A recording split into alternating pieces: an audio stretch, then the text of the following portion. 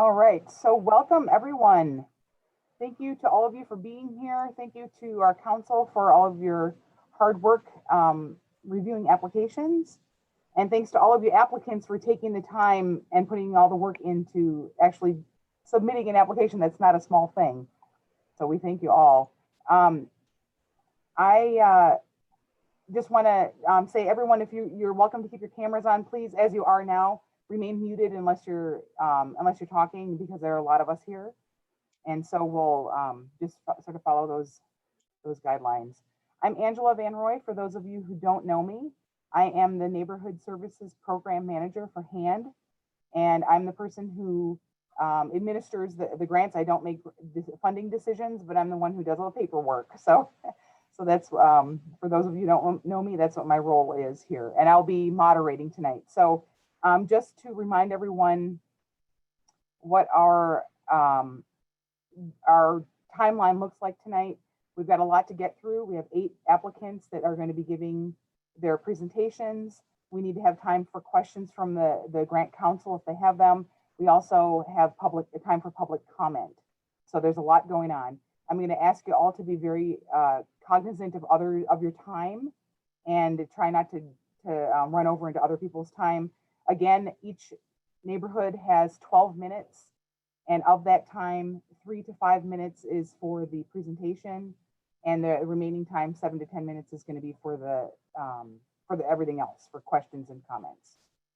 Okay, so we'll do our best to stay on track.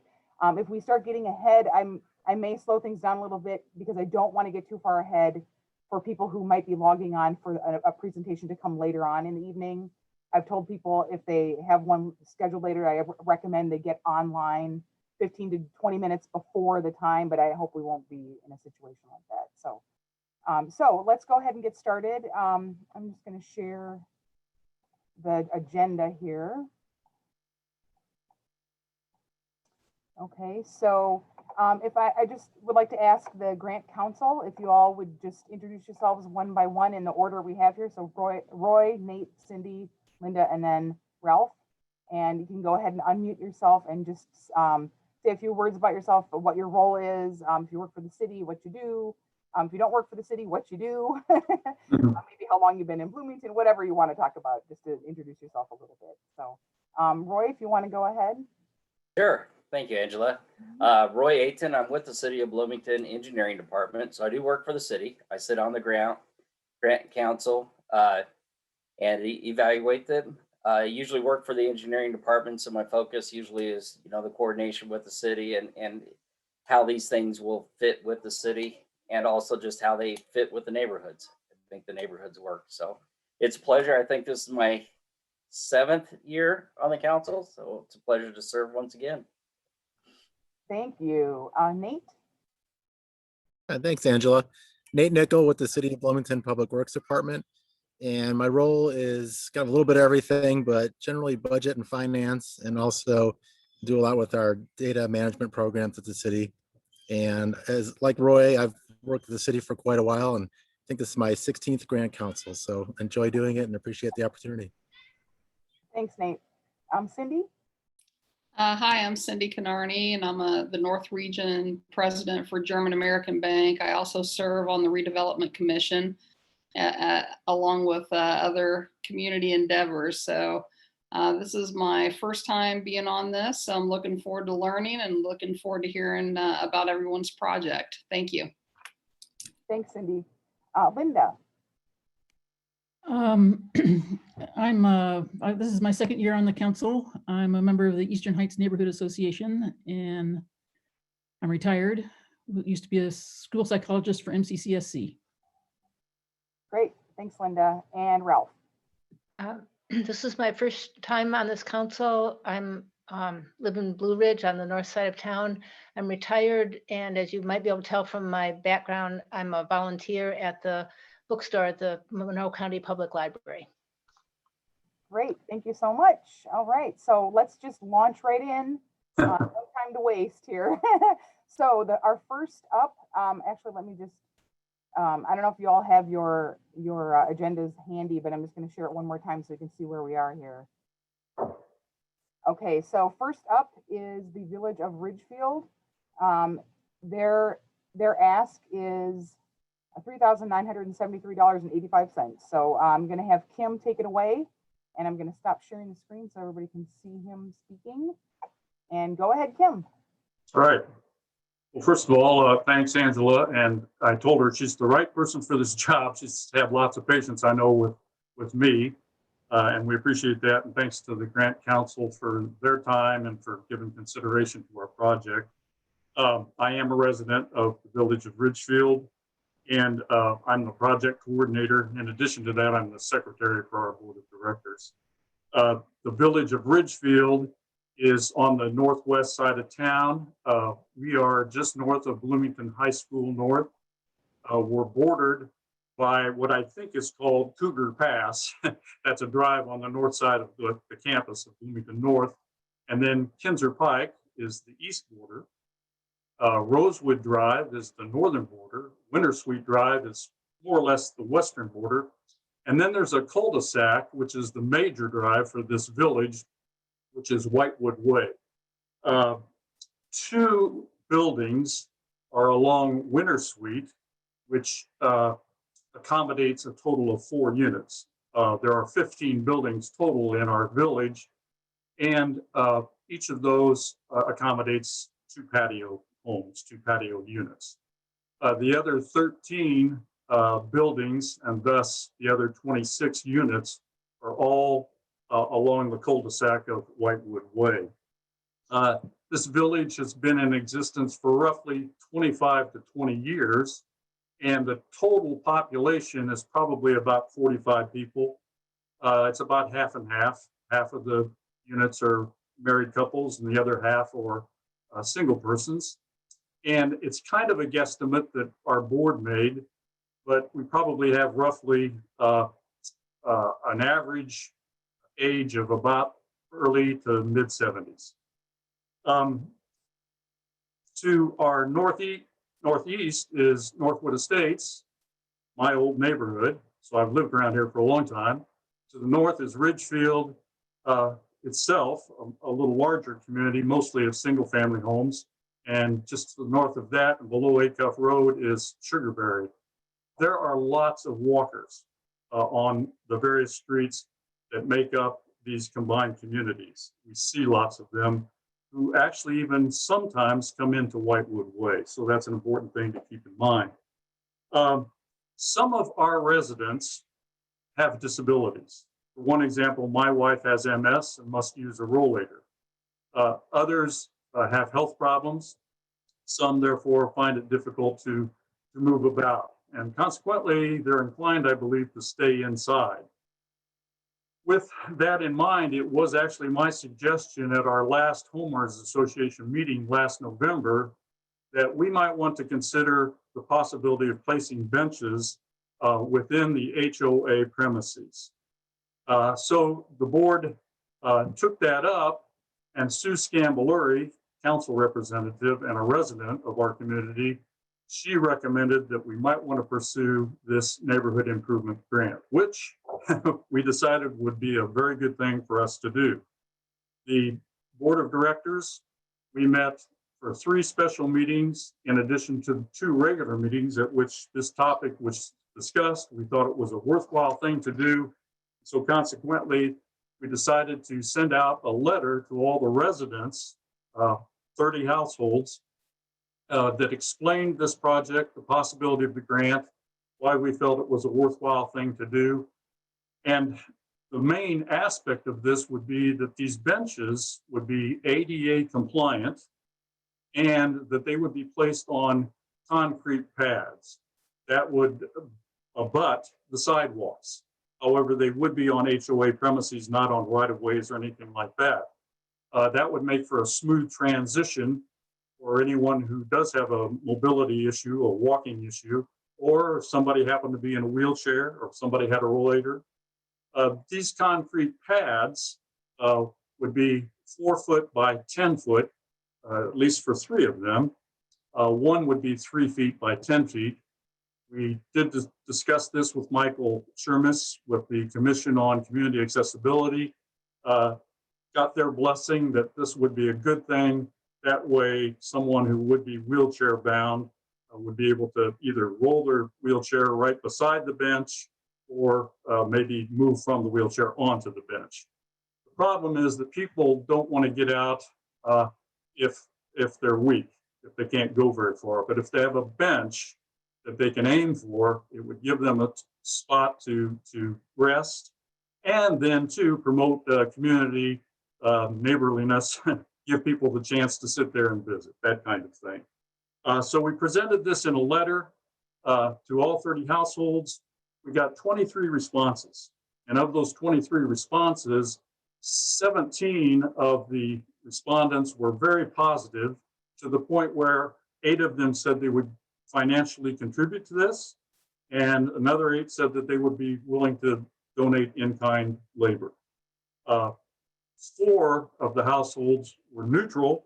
However, it's interesting that 2 of them said they would make financial contributions, and then 2 were unfavorable to this being a project. The idea would be originally that we would have benches on Whitewood Way, Winter Sweet, Kinzer Pike, and Rosewood. That way it would be available to the whole community and could promote just community harmony and unity, et cetera.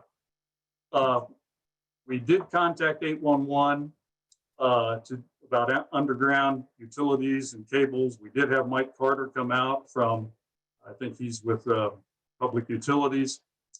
He looked over the thing. What we found out late was that we couldn't put one on Rosewood Drive because there are too many utilities running along Rosewood Drive.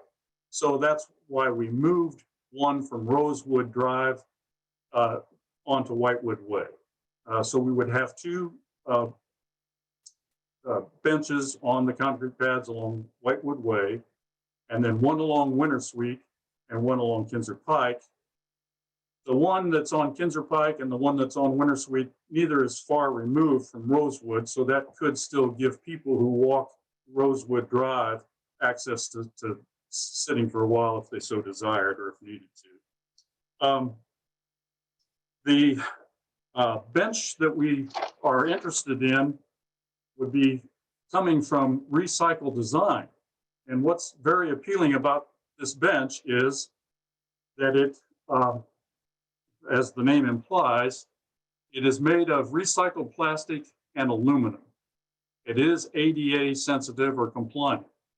By that, the main feature is that it's 17 inches, the seat is 17 inches high, and it does have armrests so that people can grab onto those if they need to get up or to be seated or to move from a mobility device. It's also an Indiana company. We were provided with other vendors. Many of them were from out of state. We made contact with them. We looked at their products.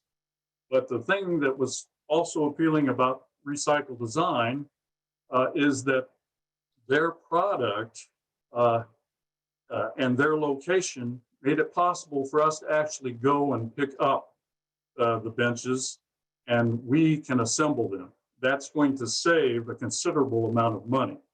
And the other features about the materials are that they are attractive, they are UVA resistant, they are vandal proof, and they are low maintenance. They are very durable, and they would be secure to these concrete pads with stainless steel anchors. So that makes it very appealing. The amount of our project, as Angela said, after donations from our community is $3,973.85 for 4 benches.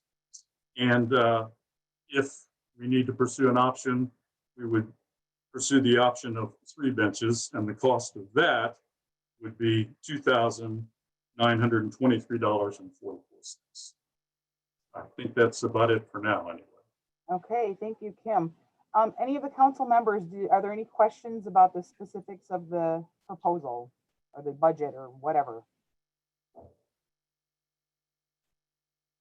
Yeah, go ahead, Ralph, go ahead, jump in. Okay, so I had just one question. You specified that you were going to get black benches, and it would seem to me those would get very hot in the summer. I just wondered why you had chosen black.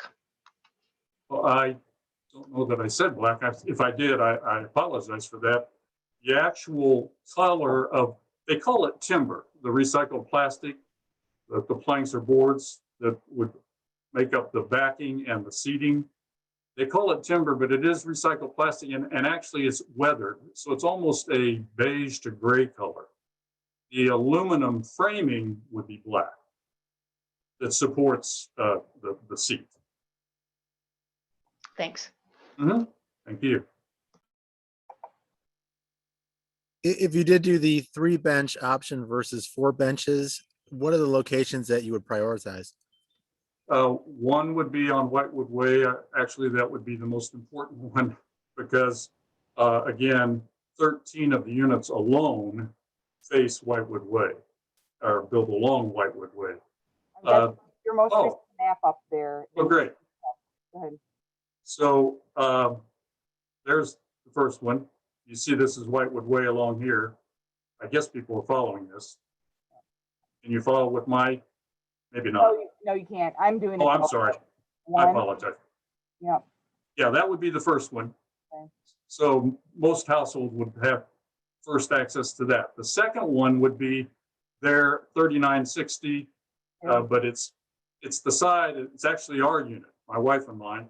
And that would be along Winter Sweet Drive. And you can see that there are 4 other units to the southwest of our unit. And then the third one would be Kinzer Pike, that Angela's circling. And that's where you can see I said Rosewood Drive, along which many people do pass by, much pedestrian traffic. They would have access to that number 2 and number 3.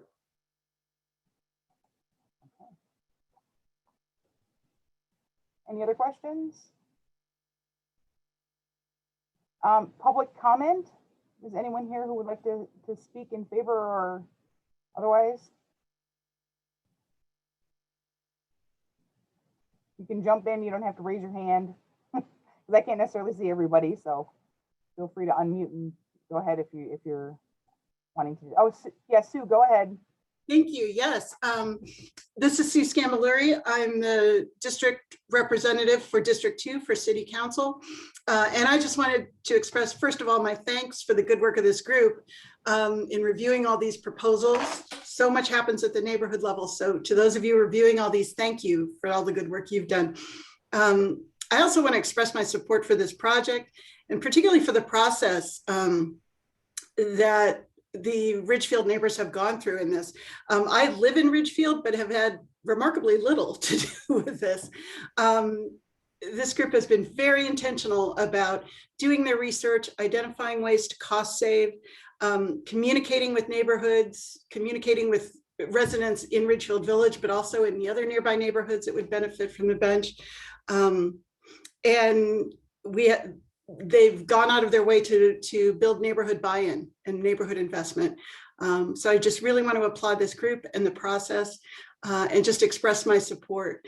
One of the things Kim didn't mention, in particular, the bench on Kinzer is also in proximity to one of the very few public transit stops up on the north side of town where one routes. So I think it has an advantage there. But again, I want to thank this group for the good work they do. I want to thank the committee that has submitted this proposal. You've all done great work. And again, I express my support. Thank you. Thank you, Sue. Anyone else like to comment on the Village of Ridgefield's proposal? Okay, if that's the case, then I think we'll move along. We're doing pretty well here. It is 6:20, and on our agenda, the next one's up at 6:22, so we're doing all right. So again, do your best to stick to your 3 to 5 minutes for your proposal presentation. So the Woodlands Winding Brook neighborhood is the next one up, and Brian Dahlberg is going to be doing the presentation. Their ask is $5,662.10. Brian, go ahead. Thank you, Angela. So my name is Brian Dahlberg. I'm here today on behalf of the Woodlands Winding Brook HOA. We're located in southern Bloomington, just north of Rogers Road and sort of near Childs Elementary School. In our neighborhood, there's 66 single-family units, and we have an increasing number of those occupied by growing families with young children. Recently, the Rogers Road corridor construction occurred along the front of our neighborhood and removed the old sign.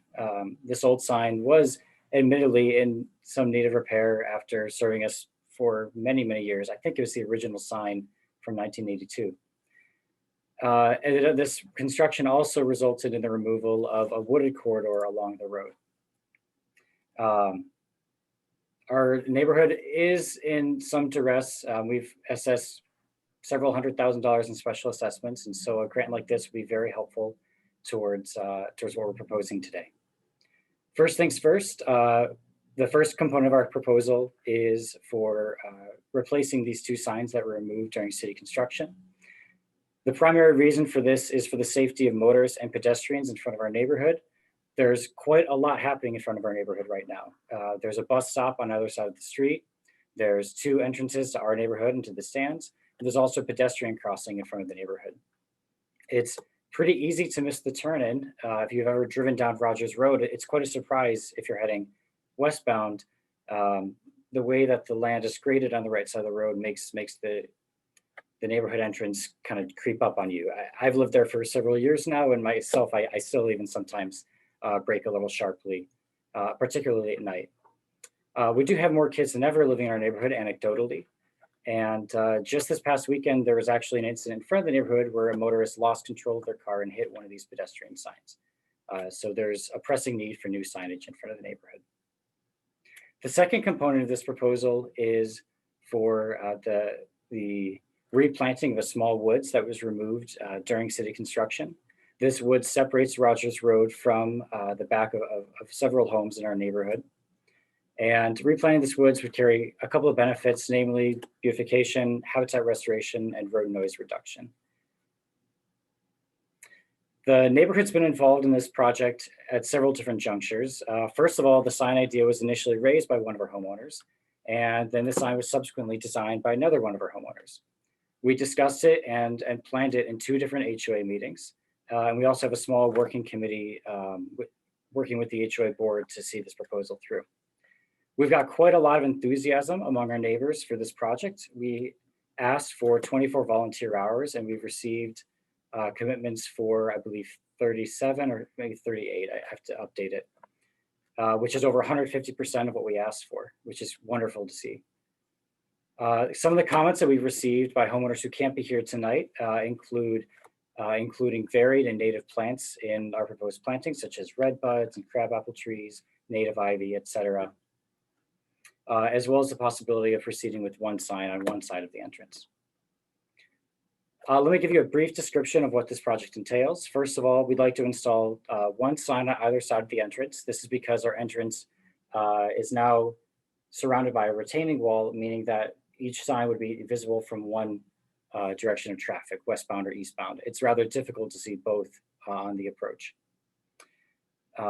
We'd like to install lights and landscaping around each of these signs, which would be done by volunteers contributing their in-kind hours. And then, of course, we'd like to replant this small woods, which is now located on city land acquired during the project.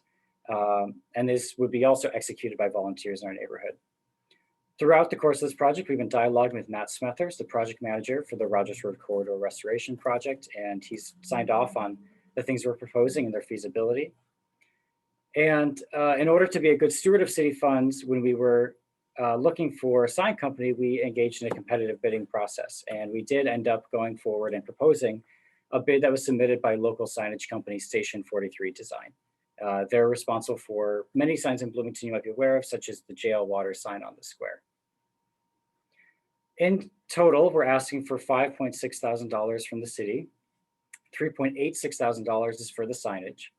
$400 would be for the lights and plants for landscaping and so forth around the signage. And $1.4 thousand would be for the replanting of that small forest. If asked to prioritize, we would like to proceed with the signage, and our neighborhood's matching $2.8 thousand to try to get both these projects done. Regarding where we are in the city permit and permissions process, we've been dialoguing with Keegan Gulick of the zoning. He's the zoning and long range planner for the city. He confirmed that our sign proposal meets the criteria for permit approval with the modification that our signs be freestanding rather than mounted to the wall. And so as of right now, we're currently in the process of measuring and creating a site map for the permit application itself. That's everything I have for you. Thank you very much for your time and for your consideration. Thanks, Brian. Do we have any questions from the council? Go ahead and jump in. This is Cindy. I just had one question, and I apologize if you mentioned this, but what if you went forward with just the sign itself? Is there any maintenance requirements, or what kind of material would that be made out of? How, you know, what's its longevity, I suppose? That's a great question. Thank you. So the signage will be made of a durable synthetic composite material that was quoted to us. We have assurances that will last approximately 30 years. The maintenance required is nothing else other than cleaning, and then of course, maintaining the plants that we plant around the sign. Can I just ask a follow-up question? So on the match amount, is there any restriction on, you know, if you just do the sign or the planting? Did people say, I want to, you know, donate to the planting and not the sign, or, you know, can you use the funds for whatever? That's a good question. I'd have to bring that back to the HOA board. That's the match that was authorized by the board for the two projects. So I would have to ask them. Okay, thank you. Go ahead, Ralph. So you had done a nice job of consulting with experts from the city, so good job on that. I wondered if you thought about asking for advice from the city about the kinds of trees, species that you choose to plant, just because some will do better than others, although redbuds probably do well anywhere. That's a great question. So we did reach out to the person in charge of the city's urban forestry program. We are waiting a response there. And so I hope to have more information on that soon. In general, we are certainly doing this in mind towards native plants and plants that have done well in Bloomington. Yeah. I know that one of the things that we heard from the park board person, I think it was Park, was you don't want to plant anything until after the cicadas are gone anyway. Yes, that's definitely been on our minds. Actually, one of our homeowners mentioned that to me as well a couple weeks ago. How many people would you say were actually involved in the two homeowner association meetings where this was discussed? I think it would depend on how we categorize involvement. If we categorize involvement as like offering comments during the meeting, first of all, I should say that probably between 20 and 30 people attend each meeting now that they're over Zoom. As far as those who gave their comments and contributed to the planning process, I'd say around a dozen, maybe a little more. Somewhere between 10 and 20, I think is fair. That would also include people who kind of emailed me with comments that weren't able to make the meeting and so forth. Thanks. Thank you. Just Question kind for you. of add on to Cindy's question about the sign versus the forest element. Was there any reason that the sign was prioritized over the forest? Yeah, so both of them are projects that our community's quite passionate about. We have a lot of homeowners who'd like to see the replanting of the trees. That said, this is just a simple matter of prioritizing safety over the road noise. The road noise is quite a bummer. It's quite an inconvenience for some people, and we do mourn the loss of habitat there and kind of this nicely wooded roadway we had on both sides. It was a very nice place to drive. But at the end of the day, we do want to prioritize safety of motorists and residents. Question about, could you go into any more detail about where you're planning on planting these trees? What do you have kind of locations, and have you worked with utilities department about location on that with their water main that goes through there and everything like that? Yes, thank you. So the strip of land that was purchased by the city for this project is on the north side of Rogers Road in this area. There is a water main underneath that area. And, oh, thank you, Angela, for the screen sharing. Thank you. Oh, yes, perfect. So if you look at the here, right? Yes, exactly correct. Yeah, that's right. So that's so no, that's no longer forested. There's now a retaining wall there. The city did some amount of replanting down the hill, but there's quite a long distance to go. And that's what we hope to fill in with this. With regards to the water main question, we did talk with Matt Smethurst. He came out and we looked at the site map together, and he confirmed that any planting we do here would not interfere with the main, as well as the signage. That was actually our primary reason for getting him out there that day, was to make sure the signage wouldn't interfere with any utilities.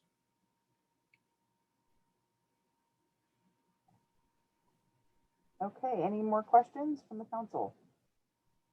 Anyone from the public who would like to comment?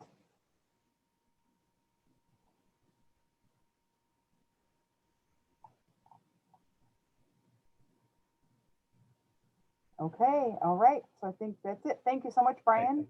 Thank you, everyone. Okay, so next up is St. James Woods. Matt is going to be presenting for us. Their ask is for $8,651.79. Go ahead, Matt. All right. Thanks, Angela. My name is Matt Rewerts, and I sit on the steering committee for St. James Woods, representing the beautification of the neighborhood, and also oversee some of our contracts for some lawn maintenance and snow removal. St. James Woods is located on the east side of Bloomington, right off of the East Moores Pike Road at the intersection of Smith Road. And it's a small community with one entrance exit that consists of about 44 lots with 41 single-family homes. It was developed in the early 2000s, incorporated into the city in 2004-05, and our association was created in 2006. And the community is primarily, there are several retirees within the community, but it's beginning to transition again into some middle-aged professional families, some with my children are high school and college age, but there are getting to be a few more families with some younger children. So it's very diverse neighborhood, and it sits very close to Hyde Park, which is probably more well known. It's a much larger neighborhood just to the south of us, and then we reside just south of Hoosier Acres. And then there's the Fields complex, which is very near us. And that you can see right there, that's our entrance. It's got a well-planned, nice entrance island. And then right there, you can see some plantings and some benches. So this area is what we call the Woodland Garden. It was developed back in about 2012 and had received a grant at that time to do some work there and some plantings and some mulching. And over the year of transitions, the mulching has basically gone. There is some sections there that we have some concerns of erosion, and we also have some stumps that need to be removed, as well as some limbs and some of the trees that need to be removed that are dead and are posing some risk. And so our thought process for this grant proposal is this is nearly 2/10 of an acre property, city-owned, that we want to go in and add some plantings that will help stop the erosion. And our hope is to save these large trees that are in there, do some trimming, provide some additional areas maybe that are rocked in, and some small boulders. We reached out to our neighborhood through an online survey, and we got nearly 50% participation. And many of them really love the Woodland Garden. They spend a lot of time there, as do a lot of our neighboring communities that utilize it as a walking path or a jogging path. We do have a couple of concrete benches up there for sitting already, so that is not a necessity at this time. But we do feel it definitely needs some revitalization. And so we put together a list of area-friendly plantings, some of which are already residing up there, but in addition to some redbud, ferns, bleeding hearts, azaleas, rhododendrons, as well as creeping phlox and some blooming crocus, so that we have some varying seasonal additions to what we currently have up there. So that being said, you know, we're really excited to be considered for this proposal. We really feel that this will really bring this garden back to its previous glory and sustain it for many more years to come. Thank you, Brian. Do we have, or sorry, Matt. Sorry about that, Matt. That's okay. We have any questions from the council?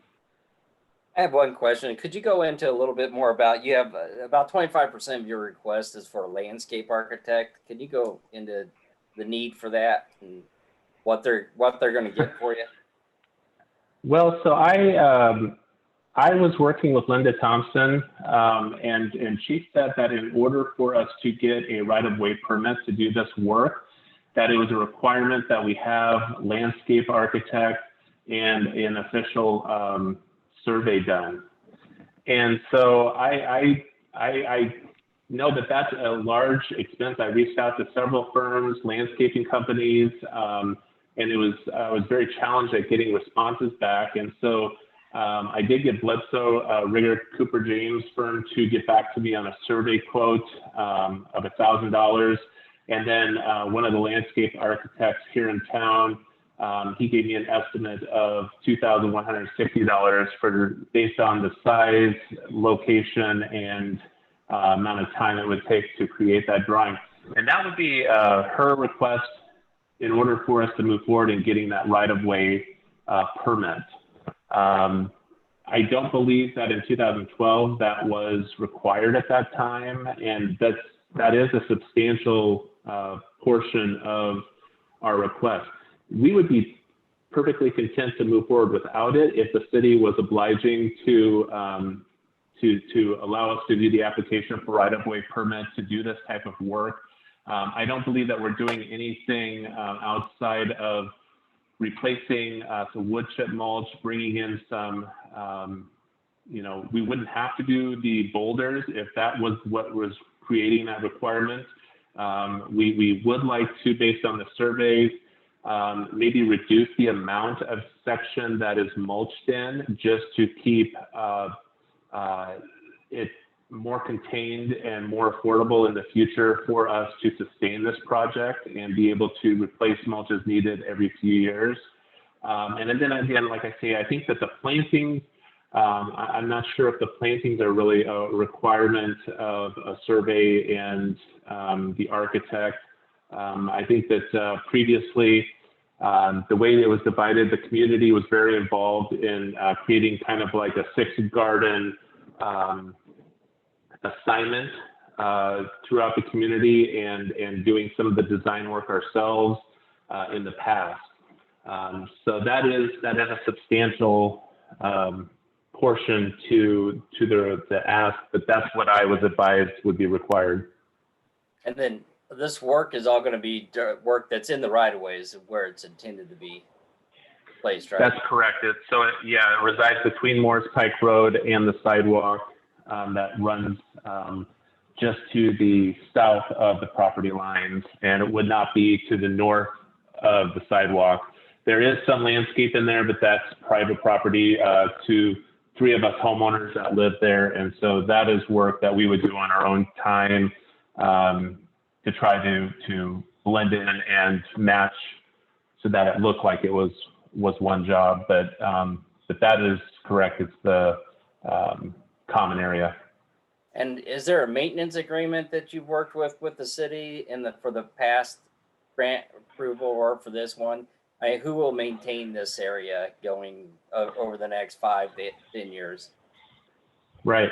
I don't know that there's been an agreement in place. I think it's been that we have just kind of taken it on as we see the need, we enjoy the area, and it is a gateway into our community. And so we have previously, prior to my acceptance of this role, we've had other beautification steering committee members that have kind of led the charge on making sure that, you know, we get volunteers from the neighborhood to go up and work on some trimming and clean up of leaves We did have somebody that we contract for lawn care go up and take care of some of the leaf work last fall.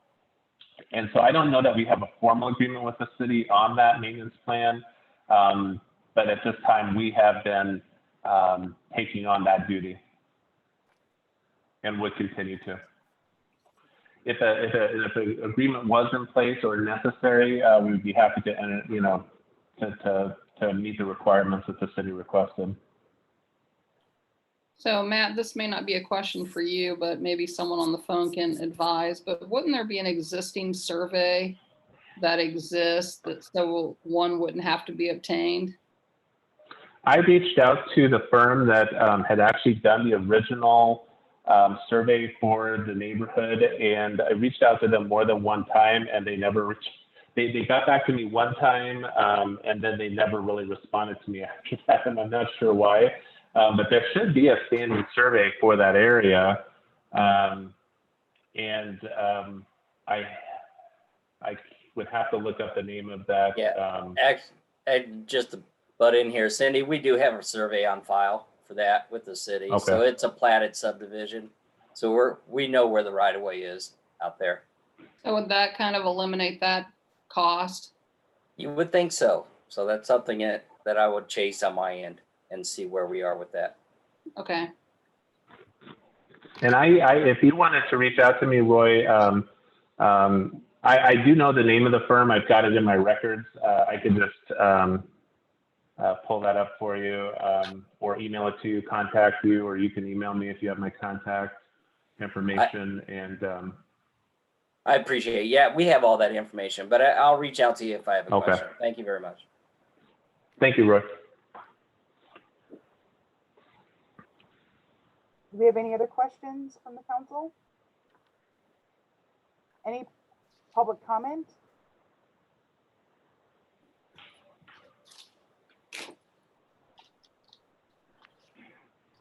Okay. All right then. Thank you very much, Matt. Next up on the agenda is the Bloomington Housing Authority's Residents Council. And they are asking for $5,639.15. I'm not sure which, if Leon is presenting or Nicole is, or whoever it is, you just jump right on in there. Thanks.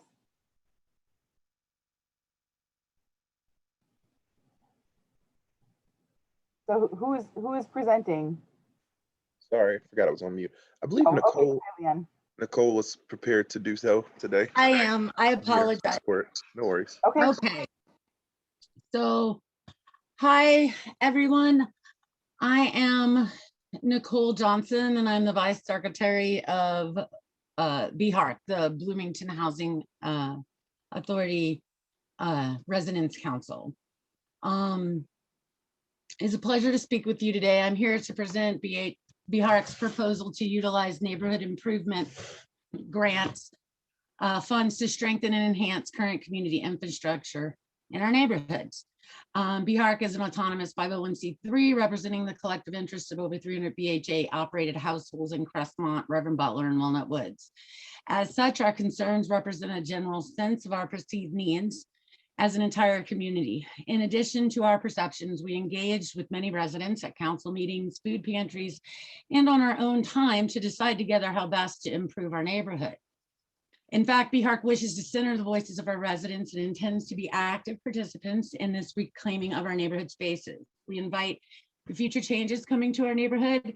We would like to put forth the idea of placemaking as an approach to planning, designing, and managing this reinvented public space in our communities as we move forward. Placemaking by design centers the voices of people who live, work, and play in the public spaces and is used to create a common vision for your community, a vision beginning with small-scale doable improvements that can bring immediate benefit to public spaces and the people who use them. Small-scale doable improvement that bring an immediate benefit to our neighbors is exactly what BHARC intends to accomplish by adding amenities.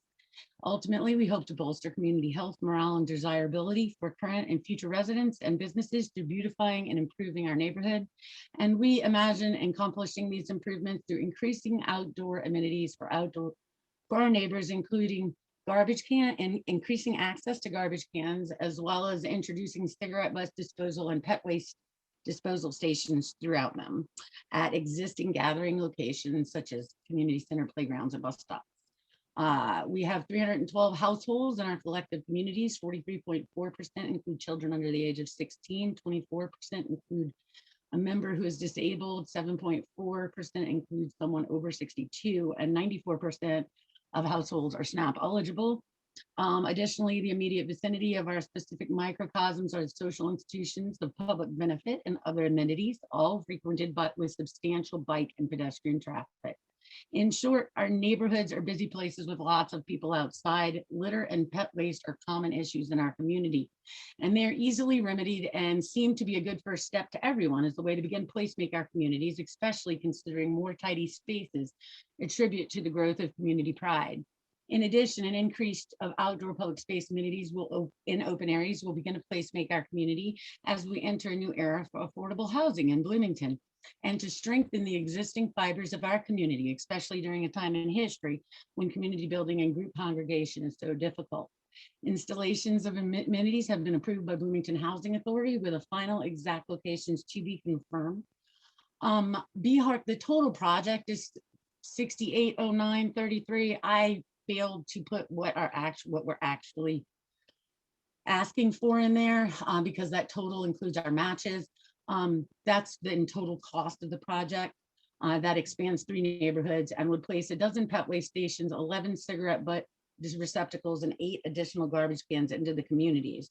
Our community matches are as follows. BHARC will provide an in-kind match to cover the cigarette disposal receptacle assembly and installation, as well as pet station assembly costs of 28 hours at $20 an hour for a total of $560, as well as a $500 cash match. The BHA will provide an in-kind match to cover the installation of pet waste stations of 48 hours at $26 an hour for maintenance, for a total of $1,248, as well as a cash match not to exceed $1,000. And last but not least, if funding were allotted in a partial amount, BHARC would first evaluate the budget to determine reductions, and then we would prioritize pet waste stations, and then ash cans, and then trash cans. Thank you for your opportunities. Thank you, Nicole. Questions? Can you talk just a little bit about how you received input and just public feedback? Sure. We have monthly community meetings. BHARC also does weekly food banks at Crestmont on Thursdays, where we service anywhere between, I'd say the average about 30 to 40 people, households that we're able to speak to during those times, maybe more depending on the week. And then we also reach out to Walnut Woods twice a month in the same manner in a food bank on 2 Fridays a month. So those are the most congregate efforts where we spoke in like large groups, and other than that, it's just mostly being in our neighborhoods, talking to our neighbors. We live in apartments, so we walk past each other's houses, stuff like that. Thank you. Yeah, I kind of have a follow-up on that of what kind of responses have you had when you've talked to people? Mainly it has to do with the tidiness of the neighborhood. That's the first way to improve. Everybody sees that, and that's why we've come forward with this. A quick question about your volunteers. It looks like there's just 4 volunteers. Are they staff of Bloomington Housing Authority, or are they actually residents for Bloomington Housing Authority? They're both. So BHARC is donating 26 hours, 28 hours. Those are all resident hours at $20 an hour. And then the BHA hours, the 48 hours, that is maintenance hours. So that's actual, they're going to install, pour the concrete for the pet stations and put them up. Yeah, the maintenance is donating the labor. And the residents who are donating, are these all people who are members of the resident council? We are the ones who have pledged for the purpose of presenting. I'm sure we're going to request to see if we can get some more help with that as we move forward. But as for the purpose of presenting, yes.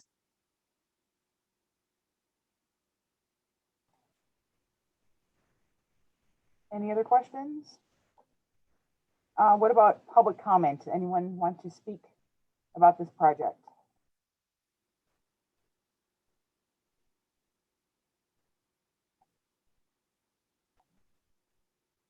Okay.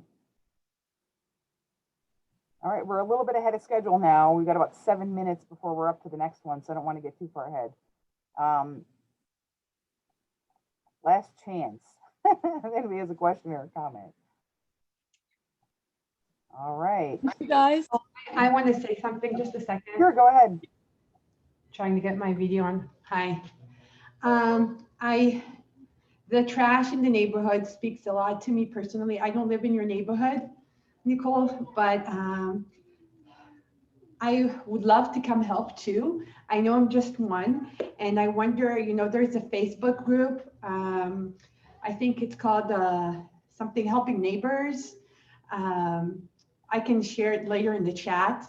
And I'm sure if you post something there, people would come out and help, like on weekend, everybody comes out and helps you clean. I know it sounds stupid and very minimal, but I think that's what I would, at least personally, and I'm sure there are other people who would love to just, I didn't know about situations like yours, and just hearing it makes me want to come up and come help you clean.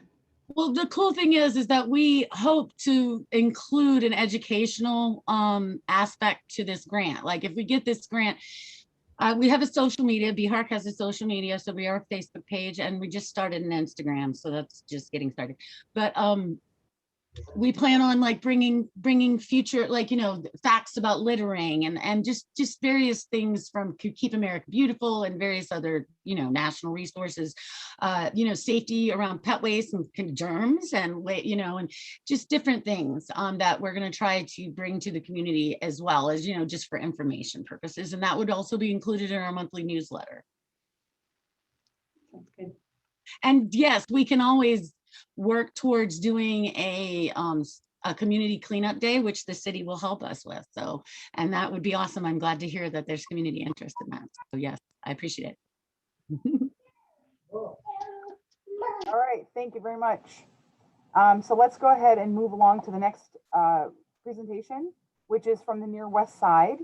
They are asking for $2,743, and Natalia Galvin is going to be presenting. Go ahead. Okay, hi, thank you. Hello, my name is Natalia Galvin, and I'm a member of the Near West Side Neighborhood Association, here tonight to present our proposal to the council, the Near West Side's 5 painted traffic circle mural project. Okay, and then you have our PowerPoint, right, Angela? I sent it today, last night. Oh, I think you're muted. Awesome, thank you. Okay, we can go to the next slide. Okay, the Near West Side neighborhood is bounded by Adams Street and Rogers Street on the west and east side, and the railroad tracks and Kirkwood on the north and south side. Some of our neighborhood landmarks include Butler Park, the Banneker Center, and Fairview Elementary. As stated on our neighborhood sign in the first slide, the Near West Side neighborhood has been living in diversity since the 1880s, and we are proud of our diverse history. The Near West Side is also Bloomington's newest historic district. You can go to the next slide. The Near West Side is considered one of the city's core neighborhoods. Our neighborhood is very walkable. Our neighborhood has 5 traffic circles, a tool the city of Bloomington uses as a traffic calming device. On December 4th of 2019, the Bloomington City Council unanimously voted to grant our neighborhood a conservation district status. The Near West Side is also home to Banneker Center, as I mentioned earlier. On October 24th of 2020, volunteers gathered outside the Banneker Center to paint a Black Lives Matter mural on North 7th Street that was proposed by the Banneker Community Center Advisory Council. Our neighbors typically take great pride in maintaining the flowers in our traffic circles. And while brainstorming on general neighborhood improvements, one idea many of our neighbors had was to revitalize and repaint the traffic circles in some way. We have been inspired by many efforts, including one by our neighbors in Prospect Hill and their Common Pollen project that was funded by the Hand Neighborhood Grant Council in 2018. We received neighborhood involvement and feedback, both in person and in conversations, to generate our proposal. Next slide. Our proposal: to paint murals on our 5 traffic circles, celebrating the diversity and history of our near West Side neighborhood. We have 2 traffic circles on 6th Street, on Oak and Waldron, that have a 7-foot radius, so they're the bigger ones, and 3 on 7th Street at Pine, Oak, and Waldron with a 4-foot radius. Next slide. These are a picture. This is a picture of all of our traffic circles. The ones on Waldron are the larger ones on top, or the ones on 6th Street are the larger ones on top, and the ones on 7th are on the bottom.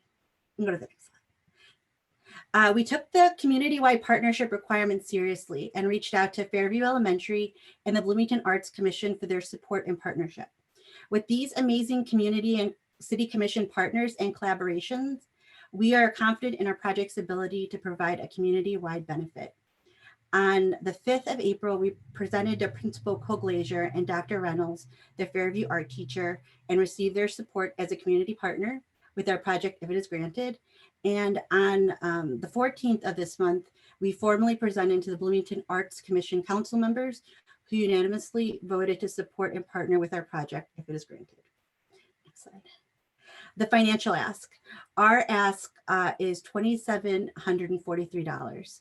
At the onset of this project, we reached out to Mr. Starowitz, the Assistant Director for Arts for the City of Bloomington, for guidance on this project as a subject matter expert. We received guidance on the feasibility and particulars required for the budget, including the city mandated paint for longevity, labor cost, and materials. We also reached out to subject matter experts at Sherwin-Williams for their guidance. We feel very confident in our neighborhood match as a neighborhood association, both with volunteer labor and the needed donated supplies if our request is granted. Even during COVID, our neighborhood is consistently one of the top donors with the Macam donation events, in my experience as a past lead organizer for the past 3 endeavors. Permissions. Public Works. We have been in regular communication with Ms. Herr from BPW and have secured the necessary information about the process and approval to move forward. We are also very fortunate with our partnership with the BAC and Mr. Starowitz for further guidance on navigating approvals and city endorsement on any final artistic vision.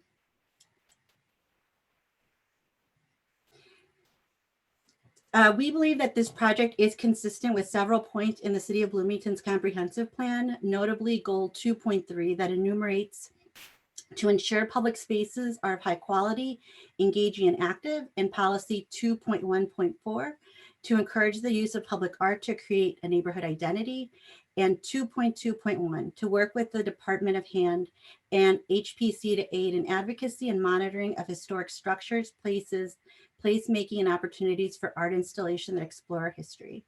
We look forward to the possibility of this project and partnership. Thank you so much for your support of our city neighborhoods. Okay, thank you, Natalia. Thank you.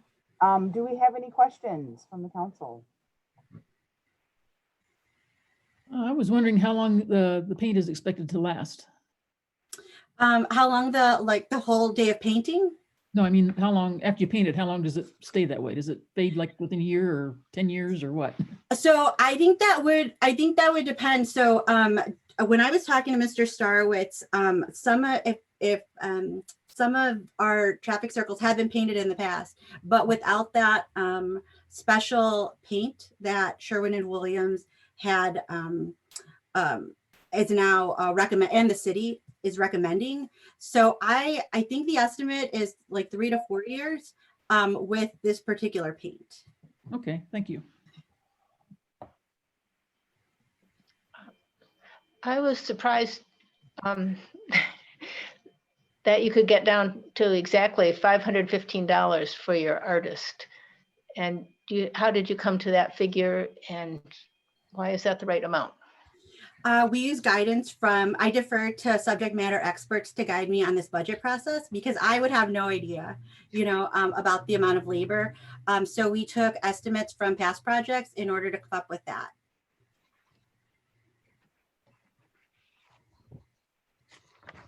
Do you think you'll be successful in finding an artist to do the design? And is it going to be one design for all 7, or is it going to be different designs?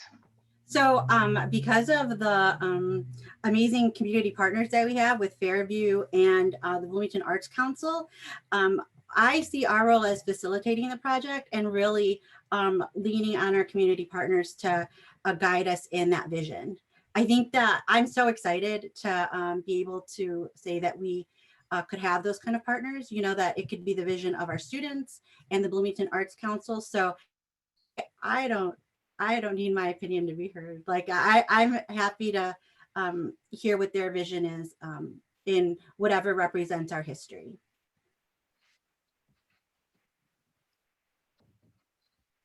Do you have any contingencies in place if there's damage or vandalism to any of the paint? We have not honestly gotten that far yet, but we are happy to follow any city guidelines, because I'm sure that unfortunately, art installations are targets. So we would be happy to defer to whatever the city would mandate and work within those parameters.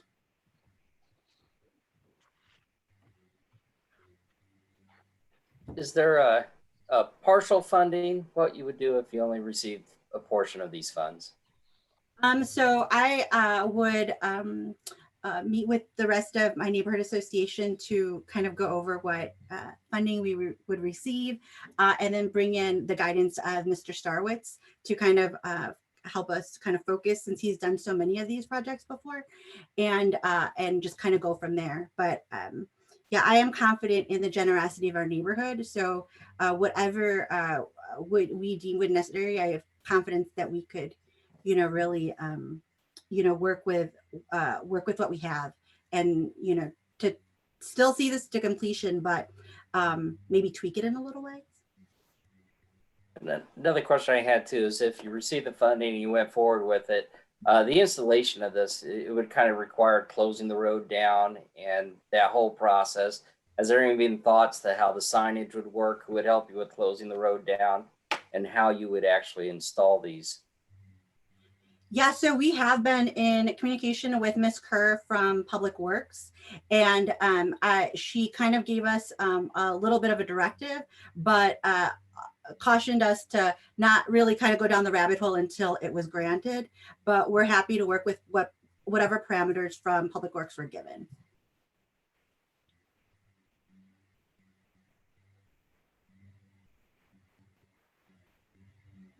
Any further questions? Just one more from me. I saw that you had a presentation at the NAACP earlier this month. Can you just talk a little bit about how that went? Yeah, actually, I was present at that meeting, but we did not end up presenting. We had to retool it a little bit. And so it was right after the Fairview, right before the BAC meeting. And we just weren't able to get the presentation in the way that I would want it to be conveyed. So it is certainly something that we'll talk about if this project is granted, but it was not in the presentation mode for that meeting.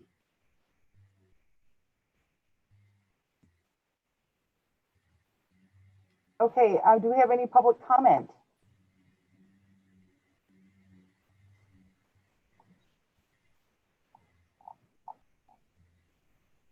All right. Thank you, Natalia.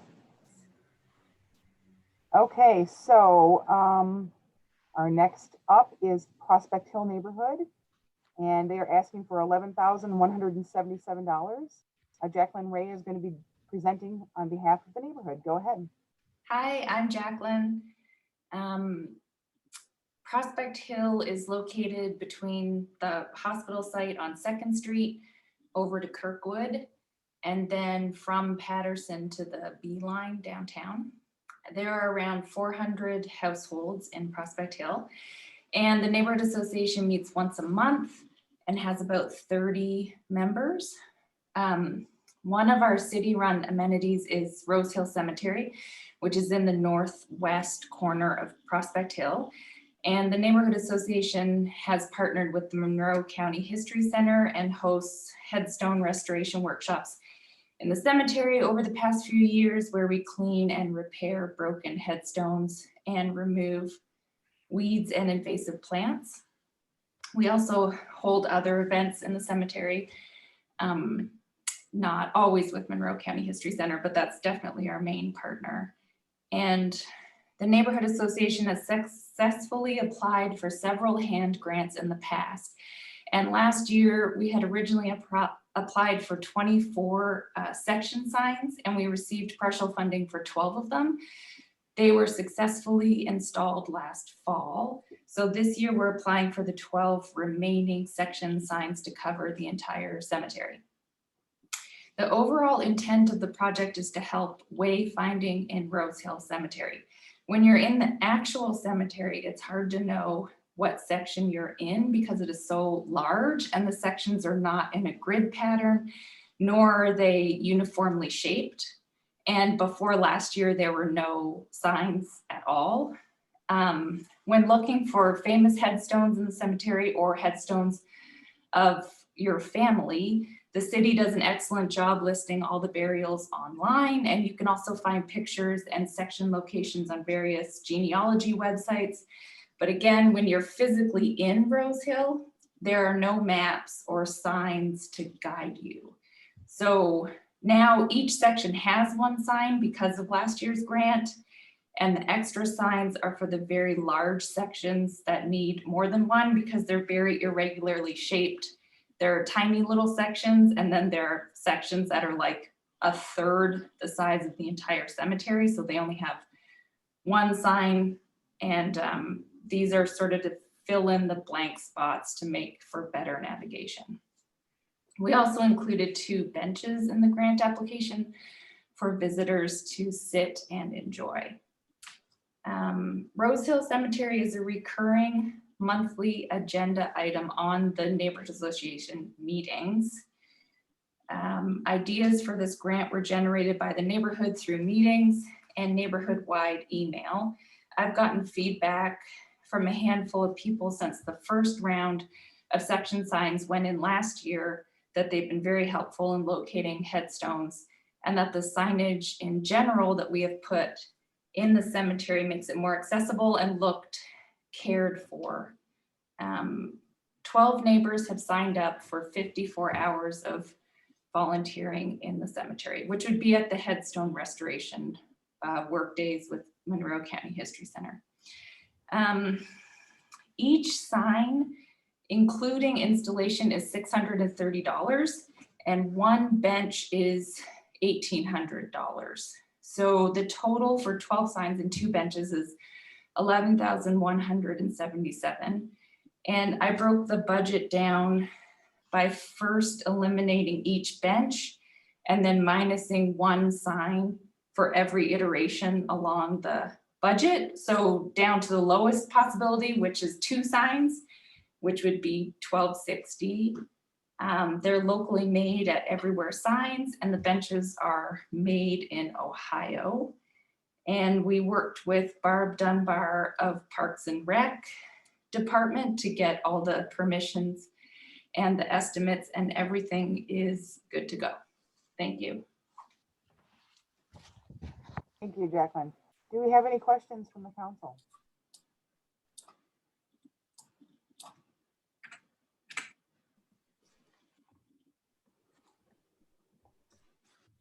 Just one question for me is priority for funding, would it be for further signage or the benches? For signs. I think the benches, you know, I think there's only like 2 benches in the cemetery right now, but I think, yeah, probably people are walking around more in there. So we prioritized and eliminated the benches first all the way across the budget.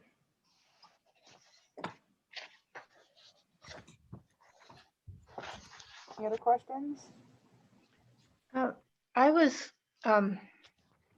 And this may just be not reading properly, but it wasn't clear to me if the people who are volunteering, if these are people that the Monroe County History Center is bringing in as volunteers, if these are residents of the neighborhood, just exactly how does the collaboration between the neighborhood and the History Center work? The 12 volunteers at 54 hours are all from the neighborhood association or neighbors. And the collaboration is that the Monroe County History Center has a cemetery committee, and one person on the cemetery committee is Scott Emery, and he is the leader of the headstone restoration workshops, and he brings all the materials. So he just kind of shows up with a pickup truck kit of everything you could need to fix the headstones. So he is an additional 10 hours of volunteering, but he's not from the neighborhood. So I didn't include, he's not one of the 12 neighbor volunteers. He would be number 13.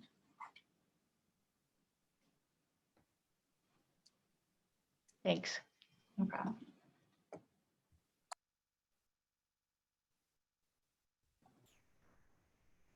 Any other questions? If not, we have time for public comment. If anyone would like to speak about the project.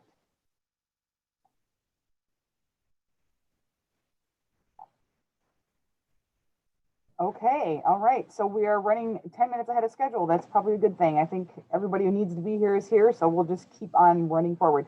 Jacqueline, thank you very much for your presentation. Thanks. Okay, so next up is Evergreen Village. They are asking for $2,049. And Vicki Haralovich is going to be presenting for us. Vicki, I did get your PowerPoint and I've got it ready to go. So you can go ahead and start. Perfect. Thank you. You're so honest. Great. Okay. All right. All right. So Evergreen Village is basically one street and one house. We are on South Rockport. And we'll see the map here in a second. Great. Okay, here on the left, you can see our map. So we've got Rockport on the right, and then to the south of us is Countryside, and then RCA Park and Susie Street. That's where almost every house is. There's just one more house that's along Rockport. Yeah, so we're just 12 houses. And then there are 2 city lots. So the city lots are where we're going to have our all of our signs. So that's fine. First one is here. Mm-hmm. That's right. Yes. Okay. So the awesome thing about where we live is that it was made by the city. It's kind of an initiative to do a low income housing project that integrated like green energy. So all of the houses have solar panels. It's super cool to live here. And also it's all like native vegetation. So we have rain gardens and this like awesome creek that is just, yeah, full of like native plants. And it's just a really, it's just this amazing, like fabulous, yeah, place to live that is just really kind of in touch with the native Indiana environment. So it's super fun. Yes. Okay. All right, so let's see, earlier this year, we were talking as a group about we maybe wanted some railings going on. As you can see in our entrance, off to the right, there's kind of a drop off. And so we were talking about maybe we wanted some railings, but it turned out that we're actually working with the city to get a lot of work done with our waterways. And so that kind of wasn't in the cards. So instead we kind of shifted and decided to go for some signage instead. So the signage would be kind of to let people know that instead of just, you know, kind of a turn off street, that we are actually a neighborhood. So the signage would go here off like where our, yeah, right behind this sign, that's right. And yeah, so that would be like a really nice large stone sign that's about 5 feet tall, 3 feet wide. And then on the right-hand side, you can see where that's my daughter running down the path.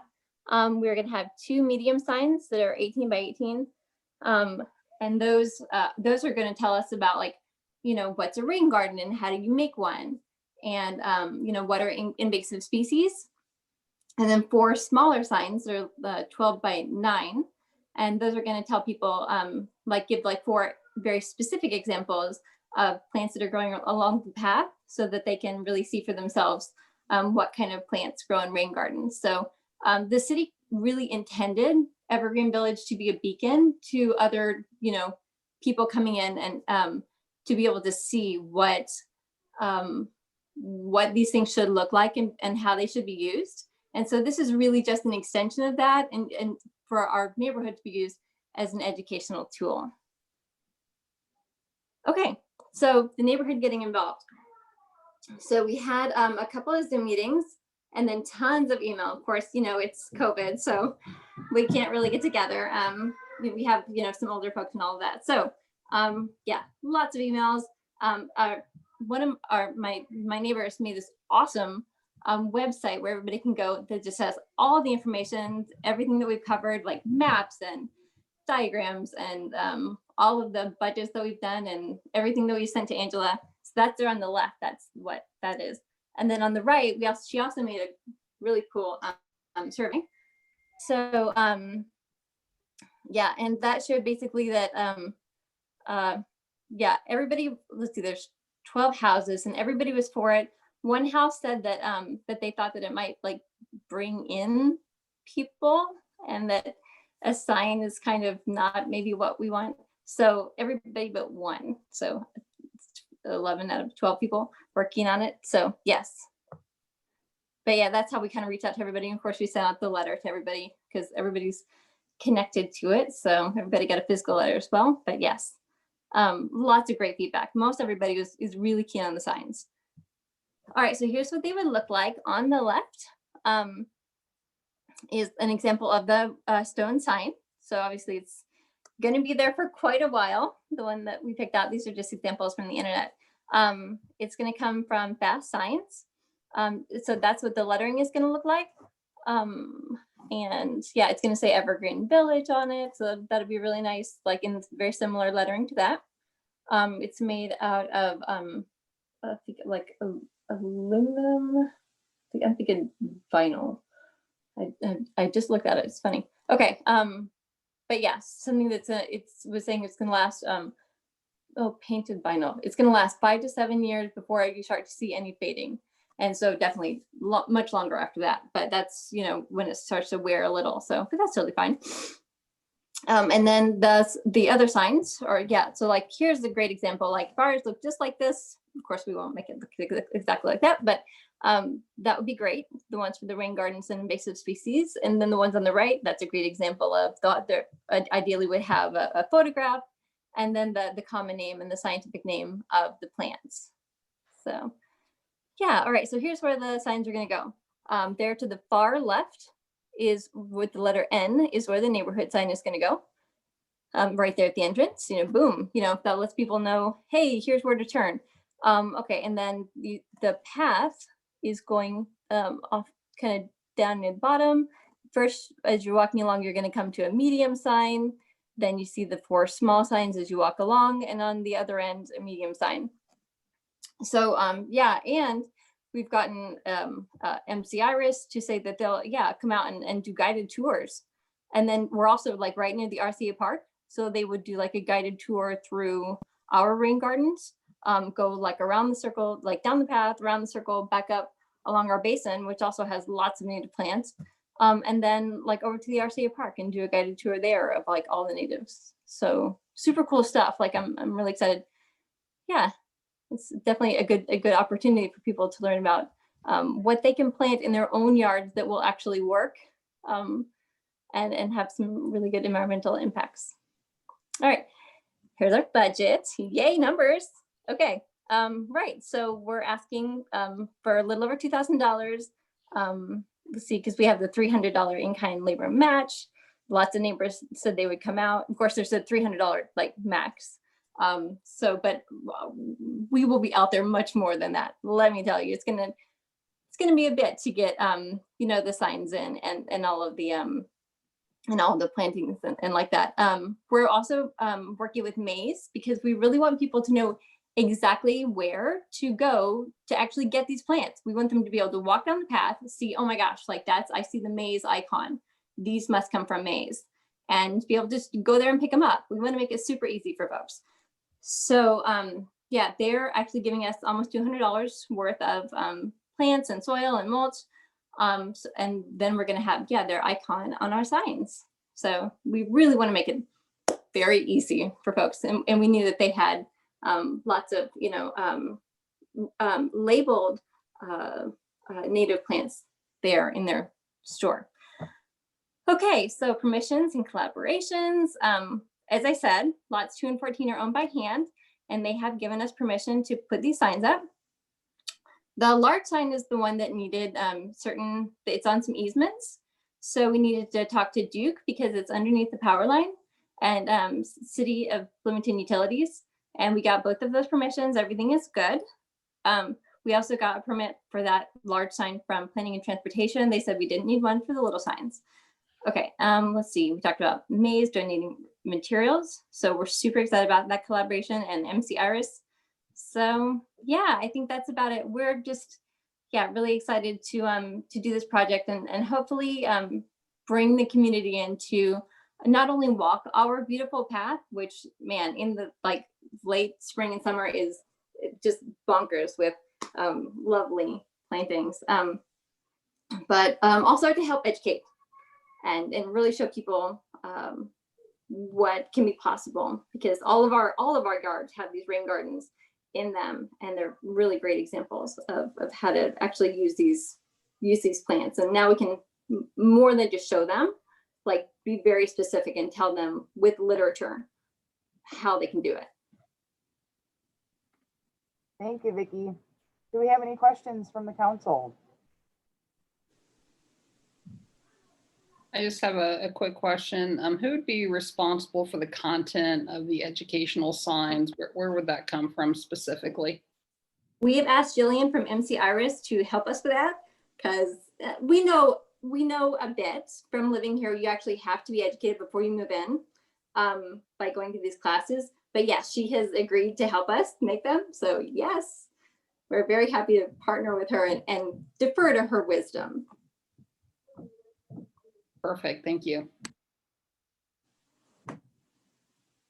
Just had a couple questions. My first was, I couldn't quite tell from the correspondence you had with the city, but just to confirm that these signs would all be located on city-owned property and not private property, correct?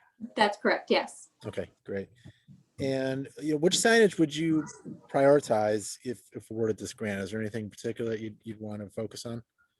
I think that the neighborhood sign is important, because that is letting people know if they are going to come for a tour, exactly where to turn.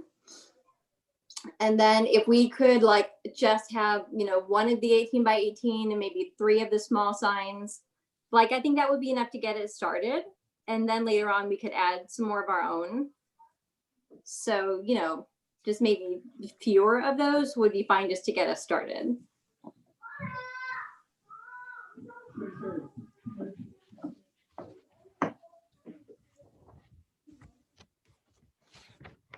Any other questions?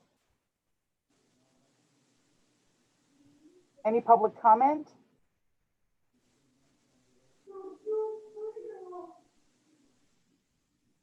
Okay, all right. Well, thank you, Vicki. Thank you very much. And believe it or not, we've made it to the last presentation. This has gone very, very well. Thank you all. This has been great so far. We're moving right along. So our last presentation is from the Covenanter Neighborhood Association, and they are asking for $24,377.43. Ellie Spear and Mary Morgan, I know, are both here. I'm not sure which one of you is going to present, so you just go right ahead and start. Yeah, I'm Mary Morgan. I'm president of the Covenanter Neighborhood Association. The Covenanter Neighborhood Association is seeking funding of $24,377.43 for the CNA Greenway Station. This is a significant amount of money. far larger than is requested by most neighborhood projects.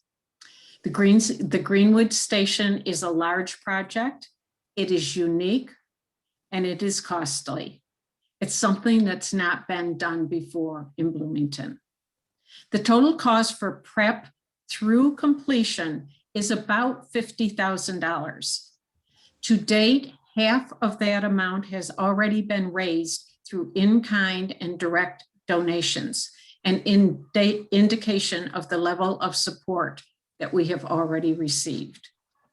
In 2020, HAND challenged Bloomington neighborhoods to create a logo that embodied their neighborhood.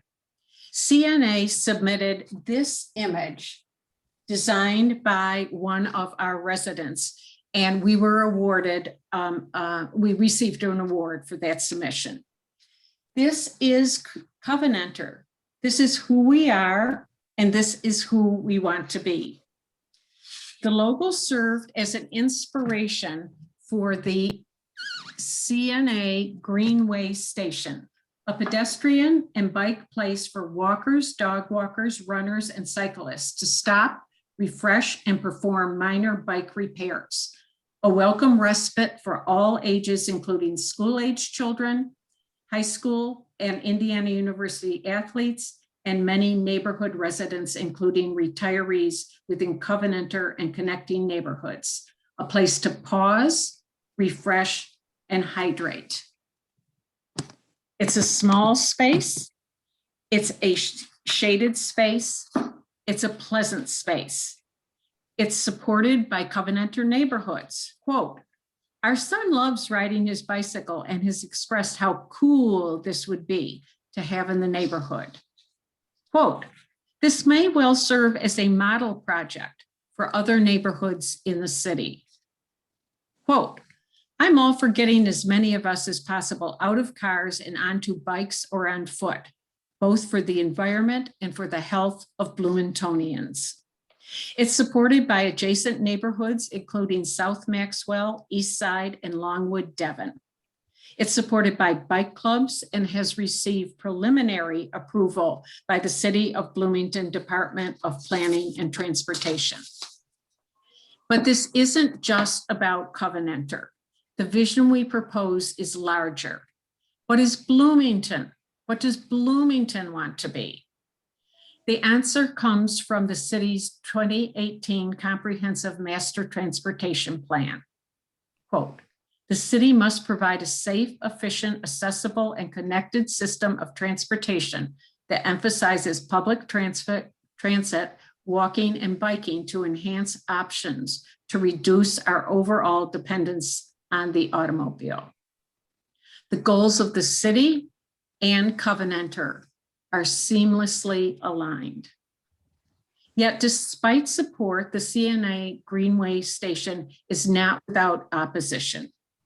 In in-person meetings and email exchanges, residents have raised concerns about the attractiveness, safety, congestion, lighting, and placement of the station.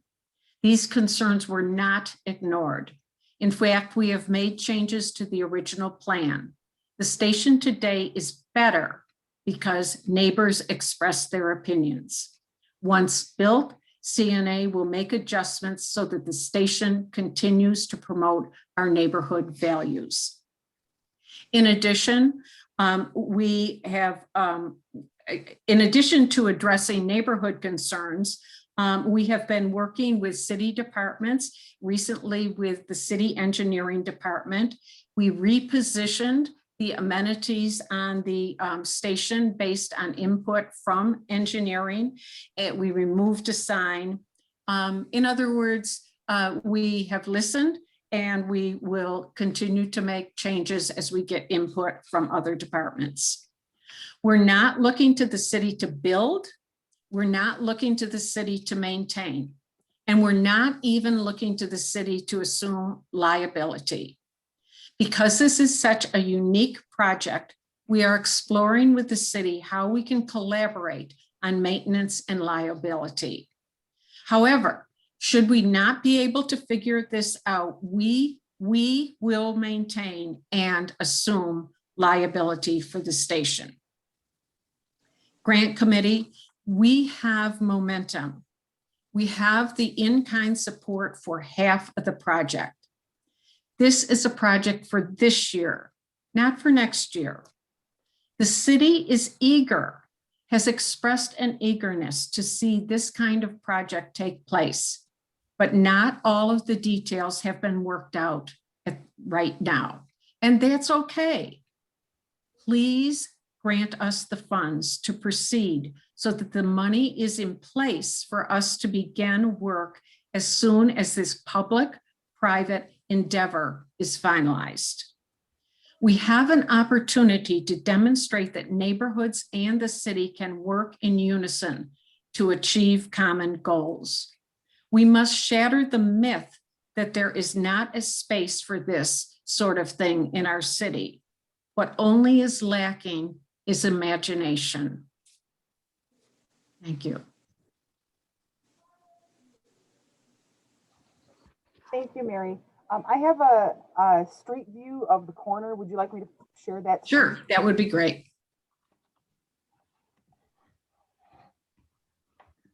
Okay. So right here is where we're talking about. Yep. That's correct. The corner of Covenanter and Brooks. Yep. It's shaded, it's quiet. It's a nice space. Okay, all right. So time for questions from the council.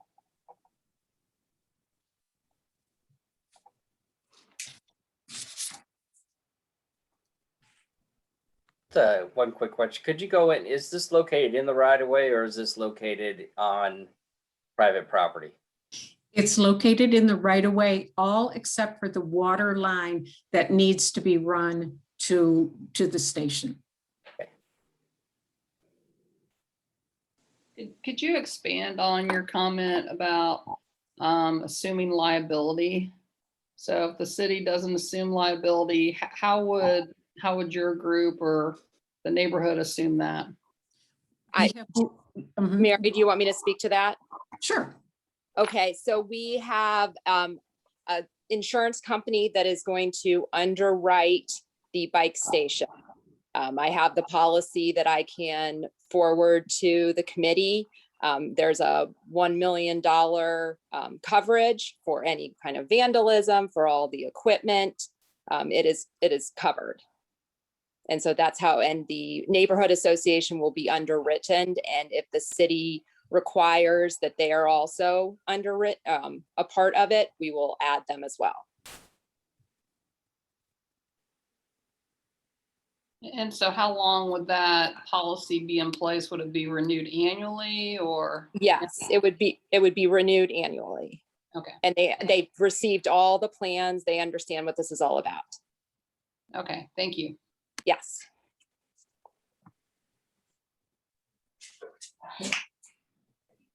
I did see that one family was going to essentially be responsible for like the water payments and kind of just running the operations of this station. What would happen if they moved away or did not want to oversee this anymore or take responsibility? Yes, there's a couple of different scenarios that could play out. One of which is, first of all, the owners intend to stay at this property for a very long period of time, but we are certainly aware that things do change over time. So scenario number one would be that at the sale of the property to the new owner could be with the understanding that the station remain and that the new owners would have the legal responsibility to maintain the station. If the new owner, if people who are interested in the property were not willing to do that, then maybe this wasn't the property for them. So that's one course of action. A second course of action, should that not work out, would be that the Covenanter Association could sign an agreement with the new owners to take on the responsibility, broader responsibility for the station. So that could be a possibility. And the station, we don't know long term we don't, perhaps the station will have served its purpose and could or should be removed. The current owners would assume responsibility for doing so, and that provision is included in agreement that the owners have with the association. So we feel that we can handle the situation should the current owners move.